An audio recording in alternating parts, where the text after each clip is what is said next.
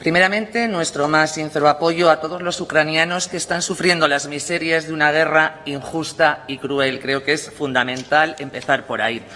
Estamos ante una crisis nacional, ante un problema global, pero seguimos empeñados en gestionar todo como si el País Vasco fuera el centro del mundo. Pero no lo es, como ha quedado probado durante la crisis sanitaria y como es evidente en la de los precios de la energía que estamos sufriendo. Mucho me temo que hoy volvamos a comprobar que las soluciones a los problemas a los que ahora nos enfrentamos, que las decisiones necesarias para afrontar las reformas estructurales que nuestro sistema necesita para protegernos de los vaivenes, de los precios de la energía y de los carburantes, de la dependencia energética y de las consecuencias de la invasión de Ucrania, han de tomarse fuera de esta región, incluso en instancias diferentes a las del Gobierno de España. Esta es la realidad y no otra, aunque haya quien se empeñe en dotar al País Vasco de un protagonismo que en realidad no tiene. Pero si damos con la tecla y despertamos la conciencia de quienes nos gobiernan, quizás hoy lleguemos a algún tipo de acuerdo que aporte algo de desahogo a tantas y tantas personas a las que la situación actual promete llevar a la ruina si no lo ha hecho ya.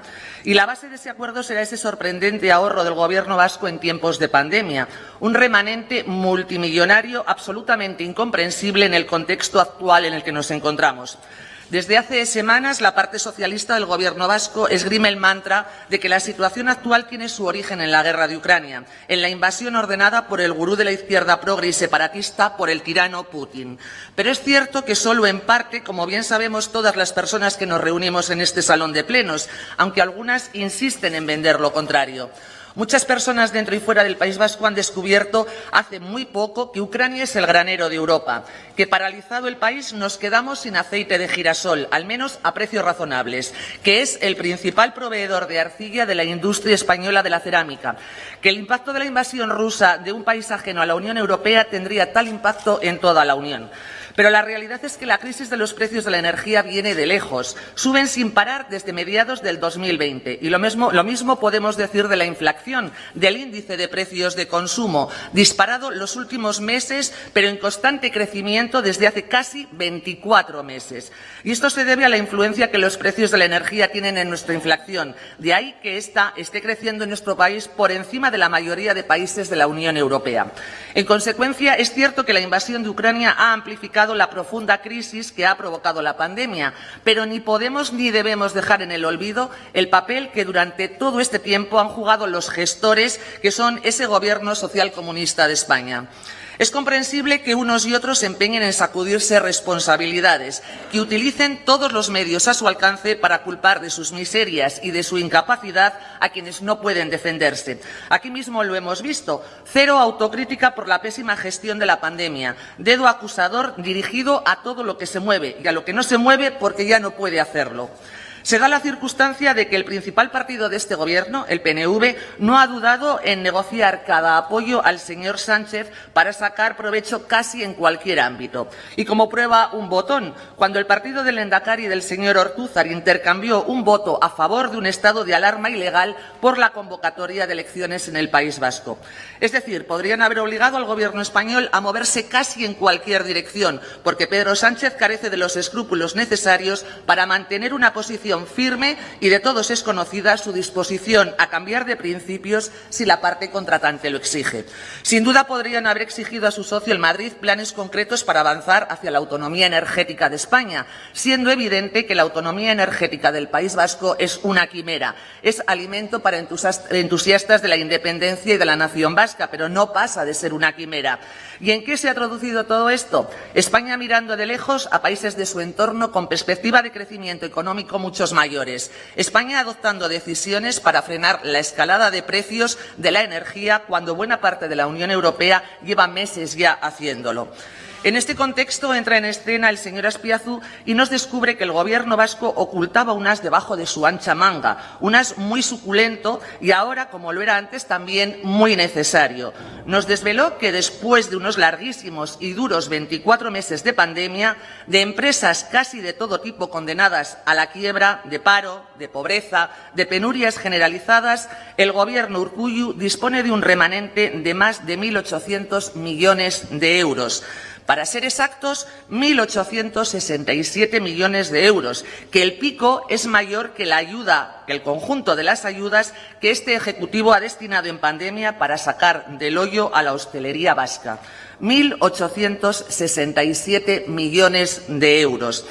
No hay duda alguna de que aquí está el quid de la cuestión que hoy debatimos en esta sesión plenaria. De ahí debería salir el oxígeno que necesitan tantos sectores económicos de esta región, asfixiados por el encarecimiento sostenido de la energía, de las materias primas, del transporte y también de los servicios.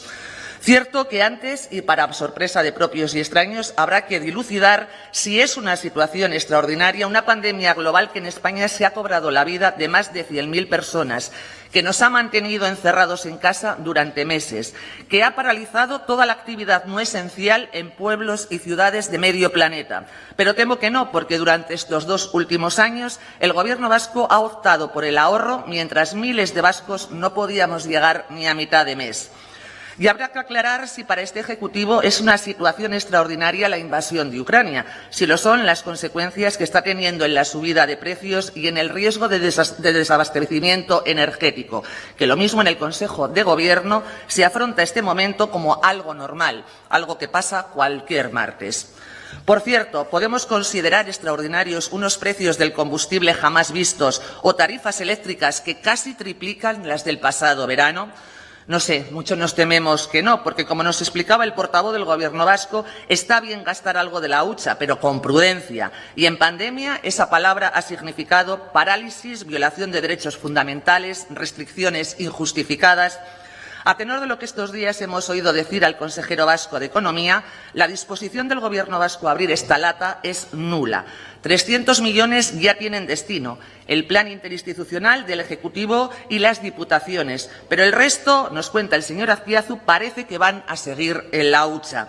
Dicen que los remanentes son totalmente necesarios para tener una capacidad de actuación ante cualquier cuestión que pueda surgir y que lo responsable es contar con este saldo para imprevistos. En el aire queda si el Gobierno vasco considera o no un imprevisto el impacto de la invasión de Ucrania en los precios, en el abastecimiento de materias primas y de productos elaborados, incluso en el día a día de tantas personas que han abierto sus casas para la acogida de refugiados ucranianos. En fin, a lo largo del día se irán concretando propuestas concretas de resolución, si bien la mayoría de este Gobierno anuncia la imposición de una forma de afrontar la realidad que se basa en declaraciones ya conocidas. Negativa a una rebaja de impuestos, que Vox no quiere que sea temporal como el PP, sino sostenida en el tiempo para incentivar el consumo, lo que el socialismo tacha como medidas populistas, que son todas aquellas que al PSOE le cuesta adoptar. Seguro que hoy nos vendrán con su mantra «nadie quedará atrás», esa que ofende a tantos empresarios, autónomos, trabajadores y ciudadanos de a pie que hace ya mucho tiempo quedaron atrás, desamparados y sin esperanza. Y atentos porque los grupos que sustentan al Gobierno, antes de que hayamos concretado nuestras propuestas, las de toda la oposición, ya han alertado a la población de la presentación de propuestas populistas y demagógicas. Y lo dicen quienes reparten bonos culturales a los jóvenes en momentos previos a procesos electorales. Nos acusan de demagogos al tiempo que claman por la defensa de los más vulnerables. Supongo que ya se habrán dado cuenta de que gracias al Gobierno socialista, al del despilfarro en ETTs oficiales para la ocupación de amiguetes, de las políticas globalistas y para la desigualdad, hoy son muchísimas más las personas vulnerables, muchas más que antes de estallar esta pandemia que a ustedes les ha cogido siempre con el pie cambiado, muchas más que cada día que pasa de parálisis y de discursos vacíos. ¿En qué piensan ustedes gastar esos 1.867 millones de euros que iban a invertir y que no invirtieron?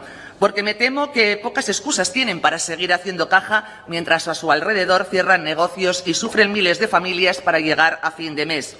Ha llegado el momento de gastar ese dinero, al menos buena parte de él, que llevamos ya 2 años de imprevistos y, sorprendentemente, también de ahorro por parte del Gobierno. Confío en que tomen buena nota de ello todas esas personas que con su gestión de estos y otros fondos han dejado atrás. Me confieso ansiosa por conocer sus propuestas de resolución, aunque me temo que insistirán en su proceder de estos 20 meses, seguir haciendo lo que se viene haciendo para conseguir exactamente lo mismo. Eso y recurrir a los fondos Next Generation para afrontar la crisis energética y de los precios, también de suministros de materias primas, sin reparar que son fondos con los que Europa pretende facilitar la salida de la crisis económica, laboral y social generada por la pandemia. Pero aprovechando que el Pisuerga pasa por Valladolid, pues eso, lo endosamos aquí mismo.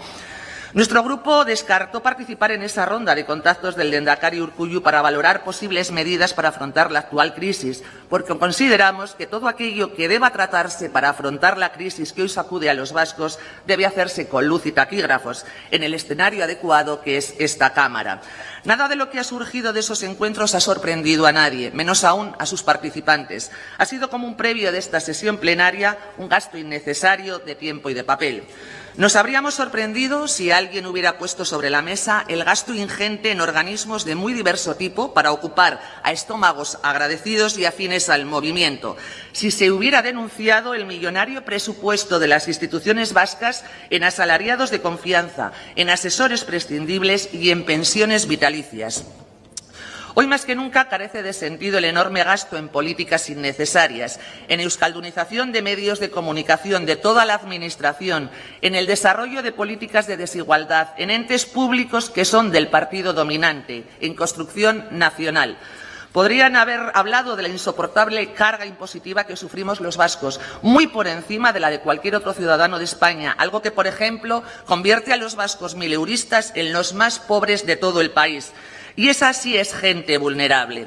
Podrían haber hablado de revisar toda su política fiscal, esa que detrae millones de euros de las familias para engordar las arcas de las diputaciones, cuando ese dinero es fundamental para la supervivencia de esas mismas familias. Las familias vascas no queremos limosnas del Gobierno cuando ya nos han sometido a la pobreza. No queremos ser vulnerables y recibir una compensación económica por parte del Estado para tenernos sometidos. Queremos que nuestro dinero esté en nuestro bolsillo y no en la hucha de los que nos gobiernan. Como ya les he adelantado, desde Vox proponemos acciones para propiciar cambios estructurales, por ejemplo, en la política fiscal de esta región, pero también para atajar problemas de la crisis que requieren actuaciones inmediatas. Y ahí entra en juego el remanente del que tanto vamos a hablar hoy. Así, vamos a plantear propuestas para que los sectores y las personas más afectadas por el agravamiento de la crisis por los precios de la energía, como consecuencia de la invasión de Ucrania, puedan disponer de fondos casi inmediatos con los que resolver los grandes problemas a los que están haciendo frente y que podría llevarles a la ruina. Y estamos hablando de la agricultura, de la pesca, del transporte, sin olvidar de quienes de forma solidaria y altruista acogen en sus casas a personas llegadas desde Ucrania. Vamos a defender y argumentar la necesidad de congelar impuestos directos e indirectos que lastren la actividad de estos sectores, como defenderemos una atención especial para autónomos y trabajadores en ERTE. Además de la eliminación del impuesto especial sobre la electricidad, defenderemos la necesidad de eliminar el excesivo gasto en cargos de confianza, un gasto caro, claro, muy caro y prescindible totalmente, así como del gasto vitalicio en el mantenimiento de quienes fueron altos cargos y ya no lo son. Y en esta línea quizás tengan a bien valorar ya la supresión de subvenciones a sindicatos, partidos políticos y fundaciones dependientes de estos. Un gasto que los ciudadanos no tienen por qué sufragar con su sueldo. Más falta les hace a ellos que a estas entidades. Pero no nos vamos a quedar ahí porque abogamos por reducir la imposición a los hidrocarburos, como lo hacemos por la reducción del impuesto de sociedades, por deflactar tanto la escala de retenciones del IRPF como las tarifas correspondientes al año en curso, así como la compensación en forma de crédito fiscal del exceso de imposición derivada del diferencial entre la inflación esperada a finales del pasado año y la real del conjunto del 2021. No me cabe alguna de lo que va a suceder con todas estas propuestas, sometidos a otro criterio a la hora de valorarlo. Y no pretendo hacer un ejercicio de victimismo, sino de denunciar la forma de proceder de quienes en este salón de plenos nos dan lecciones de democracia, de disposición al diálogo y al acuerdo, de respeto de ideas y de trato igualitario, cuando cada día hacen lo contrario, cuando quien propone y plantea es Vox. Desde Vox confiamos en que esta vergonzosa forma de ejercer política se deje hoy de lado. Queremos pensar que todos los grupos políticos actuaremos por el interés de las personas en un asunto de tanta envergadura como el que hoy nos ha reunido en este salón de plenos. Deseamos que por una vez olviden su obsesión por la propaganda y tomemos decisiones buenas para todas aquellas personas a las que dicen representar.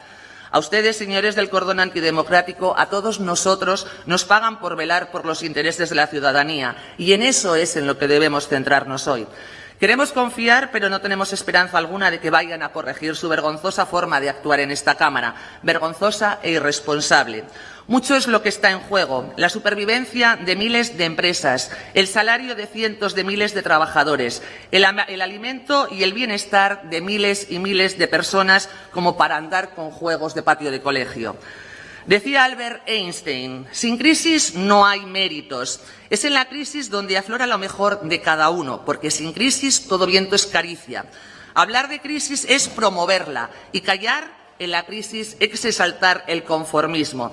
En vez de esto, trabajemos duro. Acabemos de una vez con la crisis amenazadora que es la tragedia de no querer luchar por superarla. Coincidimos con Einstein y suscribimos todo lo que dice. Está claro que el mejor reactivo ante una crisis es la creatividad y el trabajo duro, pero un poco de colaboración de la política económica de la Administración no estaría, por supuesto, nada mal.